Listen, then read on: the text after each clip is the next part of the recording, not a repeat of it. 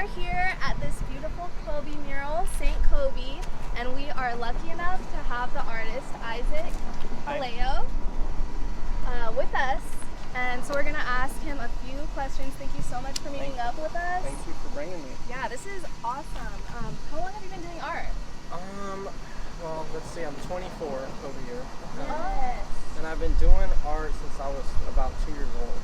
So, 22 wow, years. What were you doing at 2? Finger painting? Yeah, doodling. And it's funny, my dad actually has tattooed the first drawing that he did.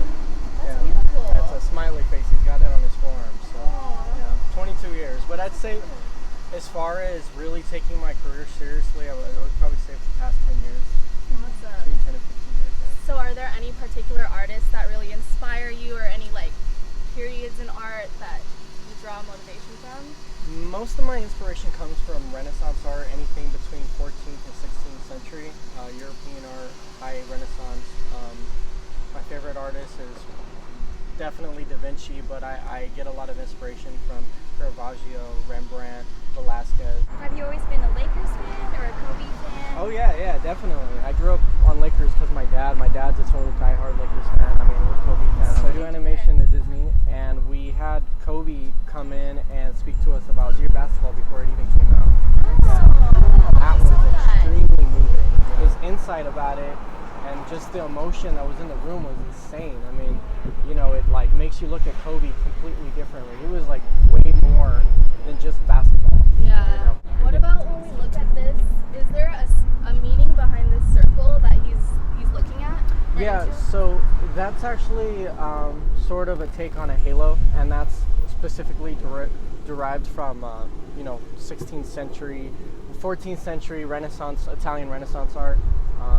Back in those days, they painted mostly icons. It was all iconography, saints, things like that. So I wanted to paint him in sort of the same way and pay homage as, looking at him as a saint almost. Because he is to some people, especially those who are basketball fans. They look at Kobe as, this pinnacle of greatness. So it's kind of where I got it from, and that's sort of my style, is incorporating that sort of iconography with people from today's time. And we were actually talking earlier about how the Kobe murals in Los Angeles were just untouched during the protests, which is amazing. So you had a few pieces about street vendors, and recently we've had a few attacks on street vendors in our community, which is really unfortunate. But I wanted to ask, was there a reason that you did those pieces on wood rather than canvas? Because I really like that. Well, first of all, I mean, I prefer to paint on wood. It's a better material to take the oil paint. Painting on canvas can be very difficult, but I've been playing with this idea of kind of leaving the wood grain exposed. It kind of gives it this sort of organic, authentic feel. That's totally the words that came to my mind when I saw that, yeah. So I was kind of playing with that idea of, something that's organic, something that's authentic and untouched and somewhat pure. I mean, obviously the wood is as pure as it can be, being cut down and processed, but that whole series was actually a show that me and my dad did together called The American Dream.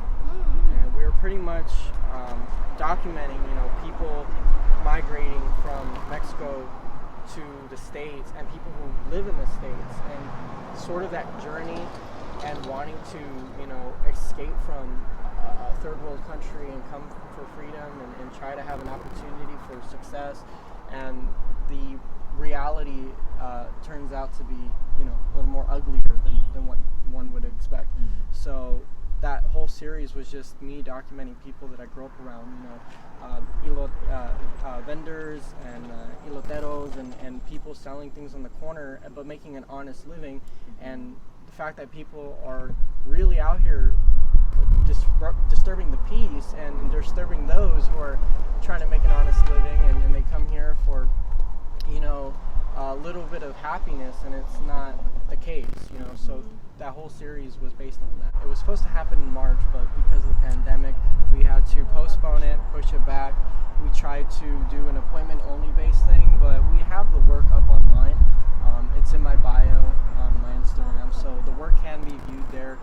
Hopefully the pandemic ends soon, because we plan to take the body of work and put it in a gallery possibly Bruce Lurie Gallery and do the show once all this is over. But That's cool. So do you have any suggestions for people in LA that do want to see art since galleries are closed? Like, do you have any spots that you like to go to I don't know, just like either like a nice vibe or... I heard the Huntington Library in Pasadena is open. I'm not too sure, but if it is, definitely, go make your way there. They have an amazing collection of classical works.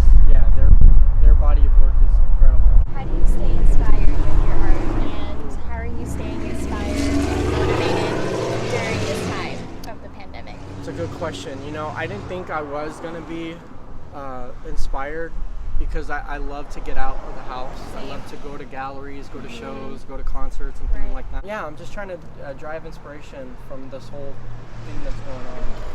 It's a new feeling, so I'm trying to extract what I can from it and apply it to work. I haven't done any murals. Still looking for new walls to do some murals. I was hoping to do a couple before this ended in regards to Black Lives Matter and all that stuff. So yeah, hopefully I can get one in before all this ends. Thank you so Thank much you. for talking to us. I'm glad that I can at least try to provide something for people to, see and get a little smile on their face, especially the kids. They love it, which is very good.